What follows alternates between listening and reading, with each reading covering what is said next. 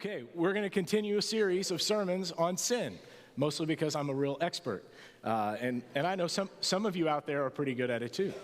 And so I think it's important to talk about. And as I said last week, I think there are a lot of misunderstandings about sin, and it's often a topic that's used for spiritual abuse or toxic leadership in the church, where you can guilt trip people and push them to follow your teaching and your leading in whatever direction because they feel so guilty about their sin. I don't think that's what the Bible wants for us. I don't think that's what Jesus prescribed for the church. Instead, as I've argued many times, sin is best understood, and I think best explained in the earliest writings of the church, as a sickness of the soul. We are sick, and we're not guilty by association from birth. I don't believe in that sort of Augustinian original sin, but I do believe that we have ancestral sin in our world and within humankind. We are prone to do the wrong things, and we are self-destructive beings. And because of that, we need God's help. We need an antidote for sin sickness. And that's what we're talking about each week. Last week was like an introduction to sin. This week we're going to do our first sort of character study or multiple character studies to think about areas in life in which we see sin develop and be exposed. Today we're going to look at the sin of sibling rivalry. Now, we're going to see actual siblings in the book of Genesis, but hopefully you understand siblings transcend your literal blood relatives. We would consider all of humankind to be in some kind of human relationship, that we are the same species, the same being, so we are all connected in some way. And I hope you understand what I mean by that. That you are part of the human family. So yes, you have literal siblings, but the people all around you this morning are siblings. Certainly in a church, we are siblings in the faith. We are children of God. So I want you to understand these stories we look at are not just ancient stories. They are lessons for all of God's people about what it looks like to work together as brothers and sisters. So I wanted to start by acknowledging that I see this every day in my own house. And what I mean by that is sibling rivalries. How many of you see this in your homes? Okay, anyone with more than one child sees it. Everything is a competition. Who cleaned up the fastest or put away the most toys? Even good stuff becomes a competition. Who got the biggest cookie? That's not fair. Hers was bigger than mine. Who got to eat the certain flavored dessert, and it was the last one, and now you have to have this other flavor, and that's not fair. I wanted this one. I wanted that one. No. There's who's the fastest, who's the strongest. I'm almost fed up at times with the amount of competition in my house. And that's just me and Kylie. That wasn't in my notes, but that was a good one. In all seriousness, why do we fight? Why do we fight like that? Why do we have to compete? And I think we know it's rooted in something deep down within us that has this desperate need to be better than our neighbor. For whatever reason, there's jealousy, there's conceit, there's envy, and it leads us into all the wrong places. That is a sin of sibling rivalry, and the rabbis have for centuries said that the book of Genesis, or Bereshit, that book, the thread that runs all the way through it from start to finish, is the thread of sibling rivalry. And that's what I want to look at this morning in Scripture. But before we do that, I think we need to consider if this applies to us. Do you experience sibling rivalry?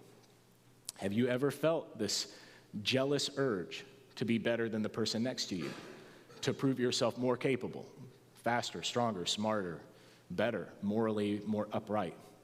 Whatever it is. Perhaps it's born of insecurity on our part. Perhaps it's born of envy of what other people receive. But I do know that when my kids are competitive, it never just ends with who is the fastest. It ends with who isn't as fast. It always turns into tearing other people down. It's not enough to just be the best. I have to remind everyone else they're not as good. That's why we call it sin, because it is destructive. All right, I'm gonna give you an example, because we could talk about it, but let's look at it. Cain and Abel, you know the story. It's a famous story even if you're not religious. Genesis chapter 4, and I'm going to read verses 1 through 16. Now, Adam knew Eve, his wife, and she conceived and bore Cain, saying, I have gotten a man with the help of the Lord. So they have a son named Cain. Again, she bore his brother Abel. Now, Abel was a keeper of sheep, and Cain a worker of the ground. In the course of time, Cain brought to the Lord an offering of the fruit of the ground. And Abel also brought of the firstborn of his flock and of their fat portions. And the Lord had regard for Abel and his offering, but for Cain and his offering he had no regard. So Cain was very angry, and his face fell. Let's pause there for a moment. So Abel grows up and chooses to be a keeper of sheep, a shepherd. Did I say Abel? If I said Cain, I meant Abel. Abel grows up and becomes a keeper of sheep. Cain was the firstborn, and he followed in his father's footsteps. It would appear, even in the original Hebrew, that Cain had no choice. He was born a worker of the ground. Abel, in due time, became a keeper of sheep. So the story begins almost unfairly. Cain is forced into the family business. Abel, the secondborn, gets to do something new. He decides to keep animals. And again, rabbis for centuries have talked about the difference between a farmer and a shepherd and the things that life will teach you in those two occupations. We don't have time for all of that, but I want to look at the two brothers and the issue here. So God accepts Abel's offering, but rejects Cain's offering. He has no regard for it. He doesn't appreciate it as much as Cain would have liked. And so God says to Cain, the Lord spoke to Cain, "Why are you angry, and why has your face fallen?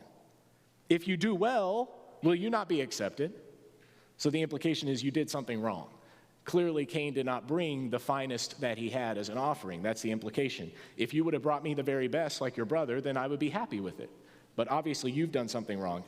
If you do not do well, and here's sin. Sin is crouching at the door. Its desire is for you, but you must rule over it. So the implication here is that there's this desire crouching within every person that wants to take over, that is sin.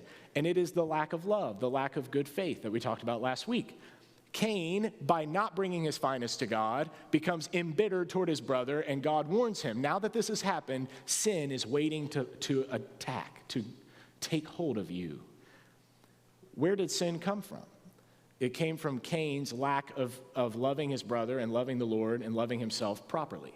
He didn't care enough to bring the right offering, and he became angry and jealous of his brother and his regard from God. And so out of that jealousy, out of that brokenness, sin is brought forth. Notice the sin did not just show up when he murdered his brother. Well, spoiler alert. Okay, I shouldn't have told you that yet. Verse 8, Cain spoke to Abel his brother, and when they were in the field, Cain rose up against his brother Abel and killed him. Then the Lord said to Cain, "Where is Abel, your brother?" And Cain said, "I don't know. Am I my brother's keeper?" And the Lord said, "What have you done? The voice of your brother's blood is crying to me from the ground. And now you are cursed from the ground, which has opened its mouth to receive your brother's blood from your hand. When you work the ground, it shall no longer yield to you its strength. You shall be a fugitive and a wanderer on the earth." Cain said to the Lord, "My punishment is greater than I can bear. Behold, you've driven me today away from the ground, and from your face I shall be hidden. I shall be a fugitive and a wanderer on the earth, and whoever finds me will kill me." And then the Lord said to him, "Not so. If anyone kills Cain, vengeance shall be taken on him sevenfold." And the Lord put a mark on Cain, lest anyone who found him should attack him. And then Cain went away from the presence of the Lord and settled in the land of Nod, east of Eden. You may remember my reference last week to the Steinbeck novel, East of Eden. That's where the phrase comes from. Moving away from the good and loving presence of God and further into the grip of sin. Cain is on a journey in the wrong direction. He's moving away from God, being hidden from the face of God by pursuing selfish envy, pride, jealousy, conceit, all these things that are at the bitter root of sin. He asks a question. I don't think we need to revisit the details. You get the story, right? Brother becomes jealous with brother, kills him. That's the story. But in the midst of that story, there are some theological points of interest. One is the question that he asked God. God says, "Where's Abel?" And he says, "I don't know. Am I my brother's keeper?" Am I my brother's keeper? That's kind of a loaded question. Abel is a keeper of sheep, so it seems to be almost a euphemism. He's playing on this idea. Isn't Abel the one who protects? I'm just one who works the cursed ground. There's probably probably bitterness in his response to God. It's certainly a sarcastic question. Am I supposed to take care of him? The point that he's trying to make to God is it's your job to keep my brother safe. That's not my job. You let him die. Now we know that's not what happened. Cain killed his own brother. And so when God says, where is he? Cain's answer is a rhetorical question. Is it my job to take care of my brother? Am I my brother's keeper? So I looked up these words from the Hebrew into the Greek. Keeper can mean at least three things in the Old Testament. It can mean to watch or guard over or protect. It's the most common way it's used. We see that in Job chapter 2, verse 6. When the accuser, Hasatan, the accuser, says he wants to destroy Job and ruin his faith and prove that he's actually faithless, God says, okay, do whatever you want to him, but you must keep his life. We translate it spare his life. But it's literally the same word here, keep. You have to keep his life. So you have to protect him alive. You can't let him die, but you can let other stuff happen to him. We see it again in Hosea 12:12, when the prophet says to the Israelites, God is the shepherd who wants to keep you as his sheep. He wants to watch over you and protect you as his sheep of his pasture. So it's used in shepherd language. You are a keeper of sheep, and God is our shepherd.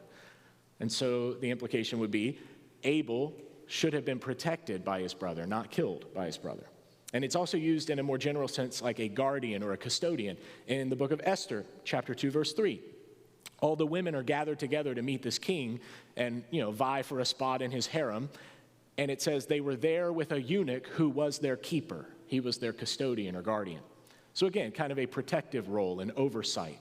You are supposed to watch over this person or these people. That's what it means to be a keeper. So a guardian, a protector, one who tends and cares for, one who protects, one who looks after. That's what it means to be a keeper. And then the other important word is brother, which again, we could take very literally, and sometimes it is used literally, a sibling by blood, and it could be brother or sister, just a blood sibling, a blood relative. But it could be more than that. We know that later the word is used for the Hebrew people, that they are brothers. So then it's ethnic and tribal.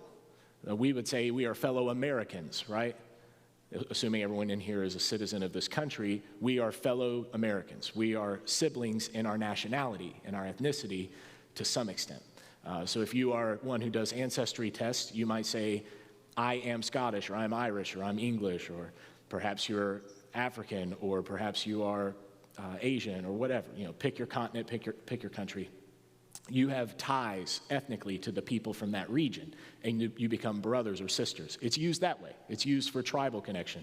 And then it's also used in the New Testament for fellow Christians, that we are all brothers and sisters in the faith. So now the definition expands from your literal siblings to all family members and blood relatives, to fellow members of the same tribe or ethnic people or nationality, and then even to all people all around the world who are united in Christ. We are all siblings. And we could say, really, it applies to all of humanity, that we are all children of God, and therefore we are all brothers and sisters as humans. Now that allows the definition to expand quite a lot, and then we all get swallowed up into the story. Because now it's not just how have you treated your earthly brother, but whether you're a man or a woman, a young person, an older person, the story applies to you. How do you treat fellow humans? Do you keep them, protect them, watch over them, care for them as your brothers and sisters, or not? The problem is you cannot keep your siblings. You can't watch over, protect, guard, and take care of your siblings if you are fueled by pride and jealousy, if you're envious of them. You cannot properly care for them and watch over them if you want to be them, if you want to have what they have. It just doesn't work. You cannot protect your family when you don't love them and you don't love yourself. So God warns Cain that sin is crouching and waiting for him. And so I thought to myself, how does this sin expose itself in our world today? Now, in a literal sense, in that story, murder, right? He murdered his own brother. But we see it in lots of ways today. Racism, classism, rich versus poor, sexism, human phobias of any kind, meaning a fear of other humans, whether it's Islamophobia or homophobia or whatever, a subset of people that you're afraid of or you feel uncomfortable around.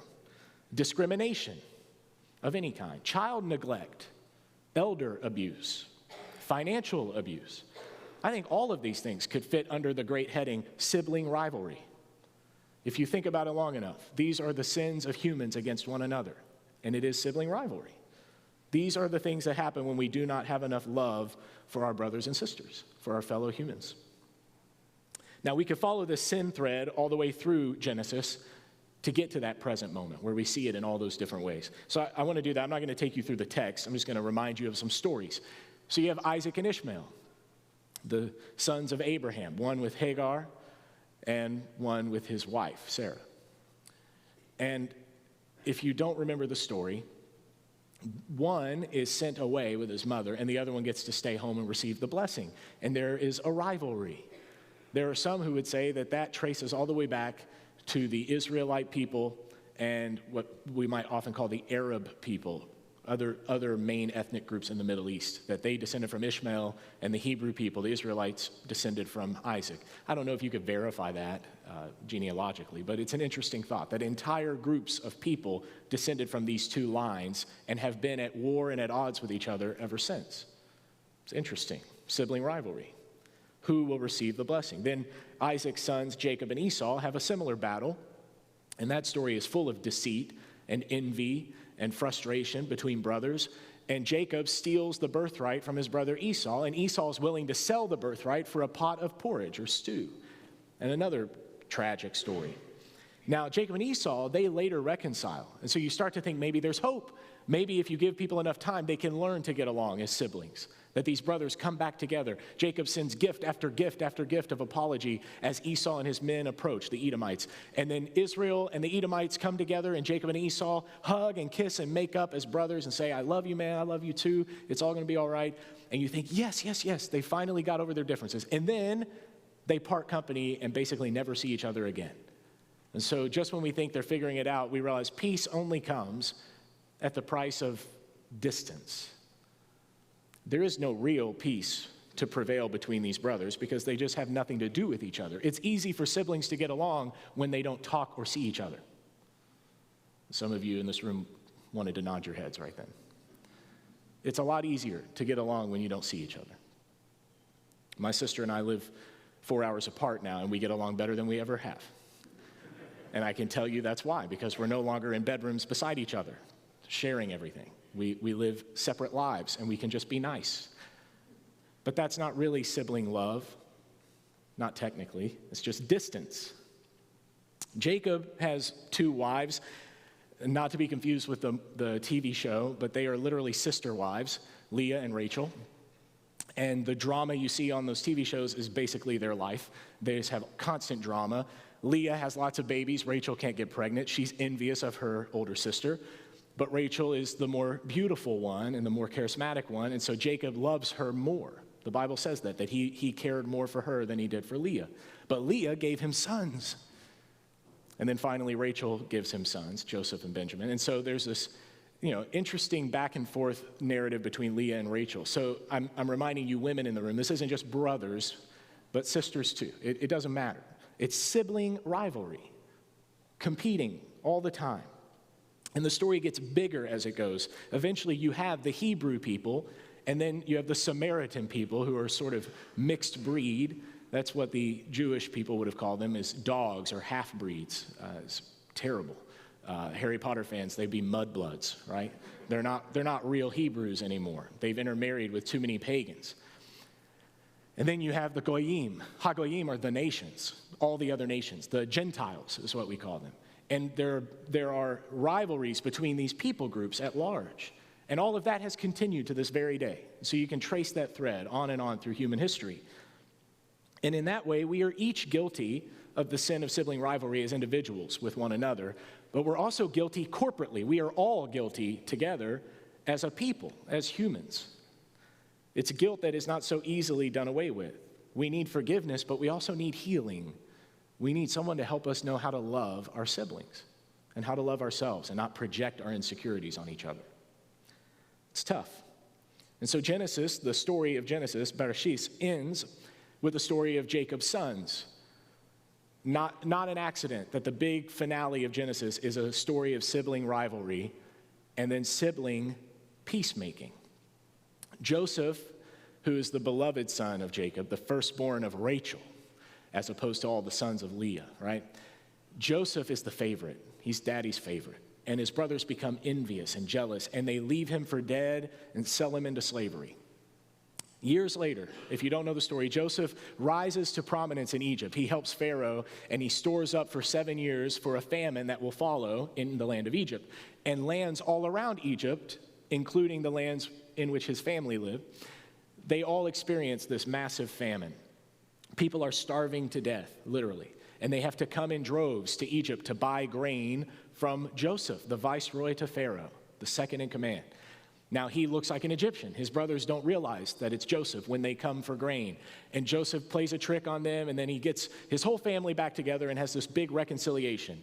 And Pharaoh gives him the honor of putting his family in the land of Goshen, settling them in a land that's excellent for sheep herding, for taking care of sheep, because that's what his family does for a living. And so you see this happy ending, except it doesn't just end so happily, because then Jacob dies, and we find out that the brothers have not really reconciled. They've been waiting for the other shoe to drop. After Joseph brings them all together and creates peace, after he shows mercy and forgiveness, he starts to show us what good brotherly love can look like, even with siblings who treated you wrongly. And that's tough. It's tough to forgive and love the people that were supposed to love you the most when they've hurt you. Joseph shows us what that can look like, and he loves his brothers and invites them in with their families. But then they can't accept the forgiveness in good faith. Joseph is a type of Jesus, this great sibling who can show us how to love one another. But Joseph's siblings, they don't seem to get it. As soon as Jacob dies, their father, they start murmuring, now that dad's gone, Joseph's going to get even. He was just being nice to us because he didn't want to break dad's heart. But now that dad is dead, Joseph's going to get us. And Joseph finds out that they have this fear, and he becomes hurt and angry because they can't believe that he actually loves them. There must be an ulterior motive at play. That's the human predicament, that we don't know how to love and receive love in a vulnerable way. We just can't. We cannot believe that God really loves us. We can't believe that other people really love us, and we don't know how to really love other people. And that's where sin comes from. It's definitely where the sin of sibling rivalry comes from. Joseph's brothers can't believe that he just loves them. But love is always the antidote to sin sickness. If a lack of love is what creates the void in which sin is born, then to love properly is to get rid of that vacuum. It's to fill it with love so that sin is no longer powerful, so it loses its grip. This is what we read in Genesis 50, verses 19 and 20. Joseph's brothers are worried that he's going to get even, and he says, "Do not fear, for am I in the place of God?" So he's implying, I couldn't get even if I wanted to. I'm not God. I don't get to carry out vengeance. But beyond that, he's saying, you're my brothers. It's my job to keep you. I'm your keeper. I'm the one who has the grain, and you're hungry. You're my brothers. I have to feed you and your family. Your kids are my nieces and nephews. I can't let them starve. And he says some of that elsewhere. But here he goes on to say, as for you, you meant evil against me, but God meant it for good, to bring about that many people should be kept alive as they are today. Many people, I think we could substitute brothers, should be kept. And we don't have to substitute because he uses the word kept. Brother's keeper.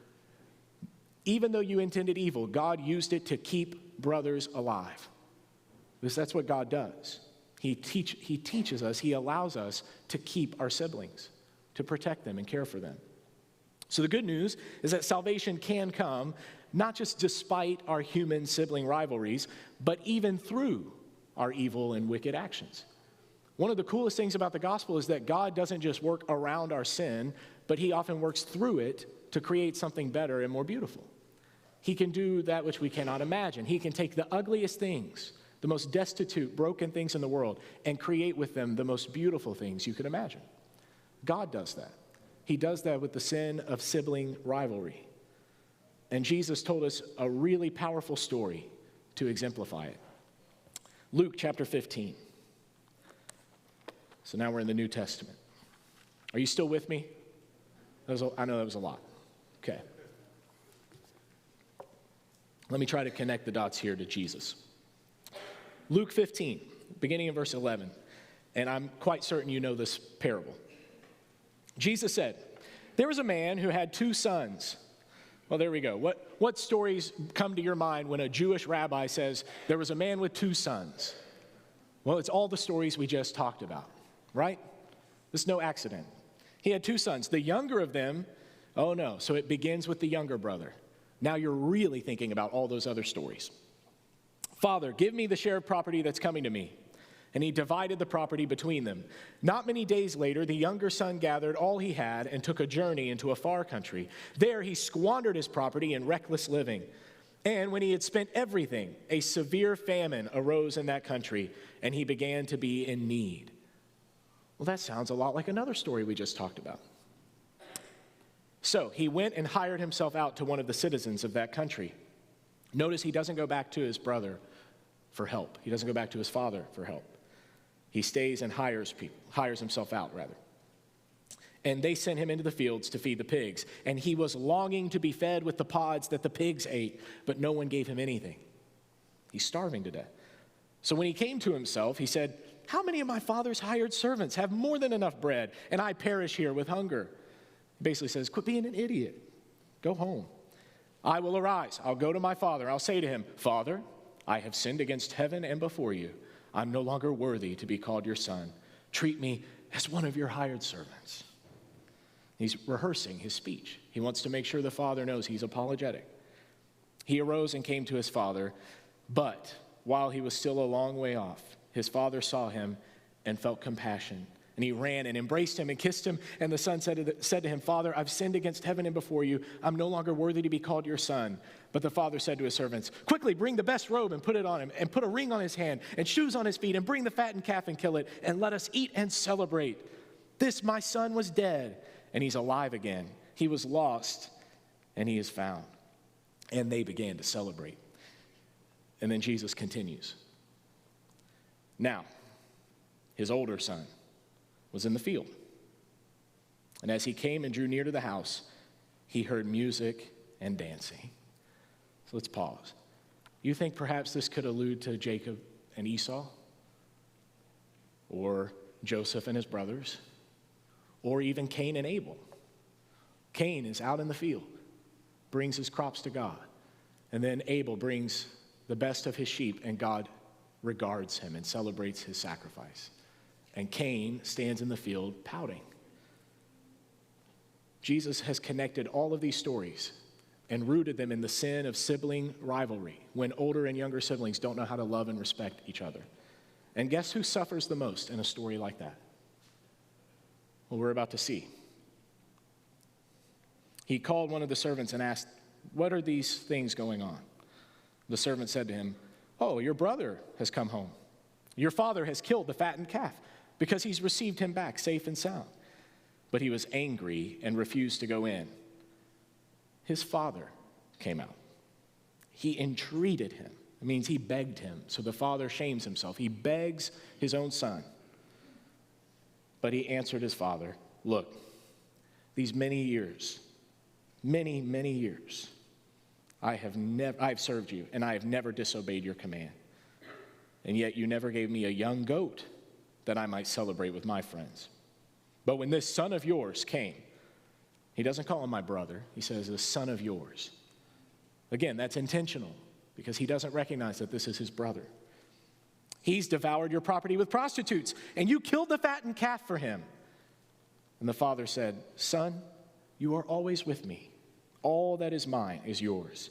It was fitting, it was right that we celebrate and be glad, for this your brother was dead, and he is alive. He was lost, but now he's found. This is the word of our Lord. Thanks be to God.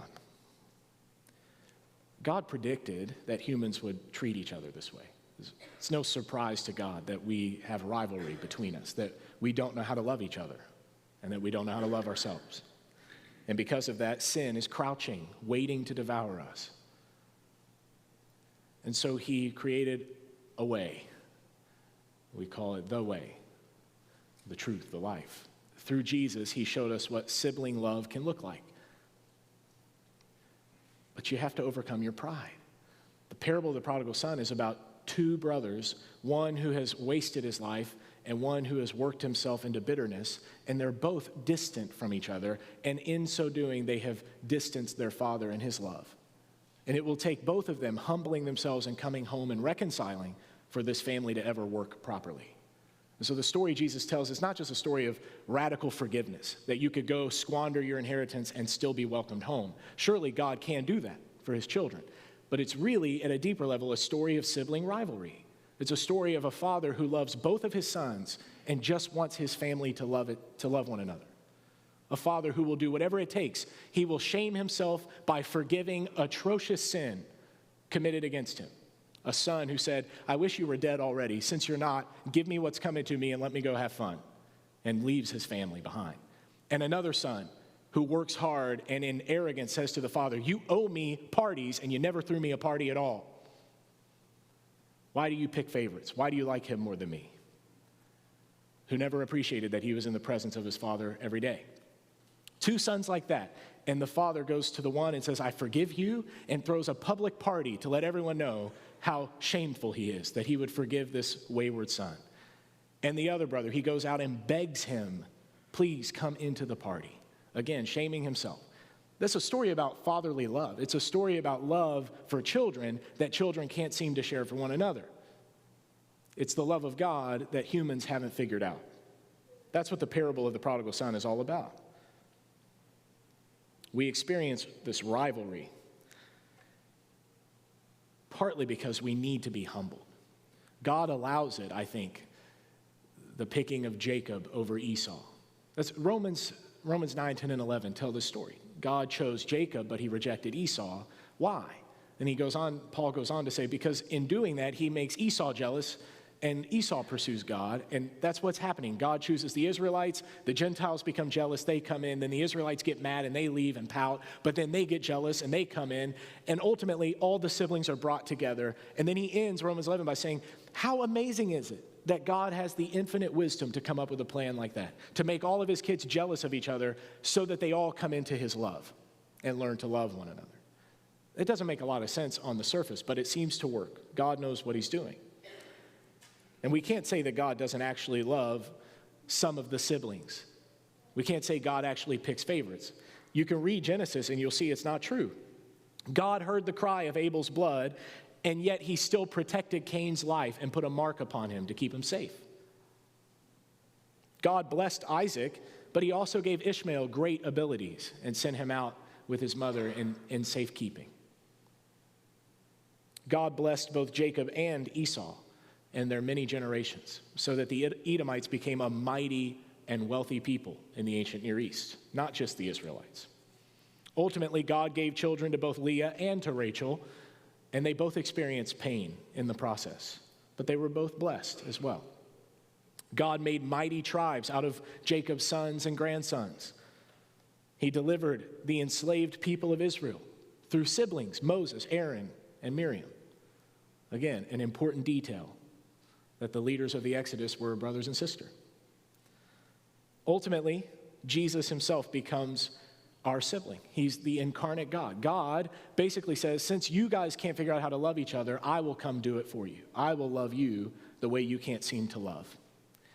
And I'll invite you to imitate it, to love the way that I do, to get over the rivalries and just love each other. And so Jesus talks that way all through the Gospels. And he has to, because it's what Scripture said would happen.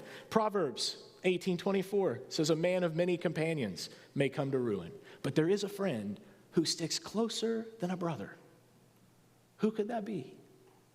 And in John 15:15, Jesus says, no longer do I call you servants. Servants don't know what their master's doing, but I have called you friends. I am the friend who will be closer to you than a brother.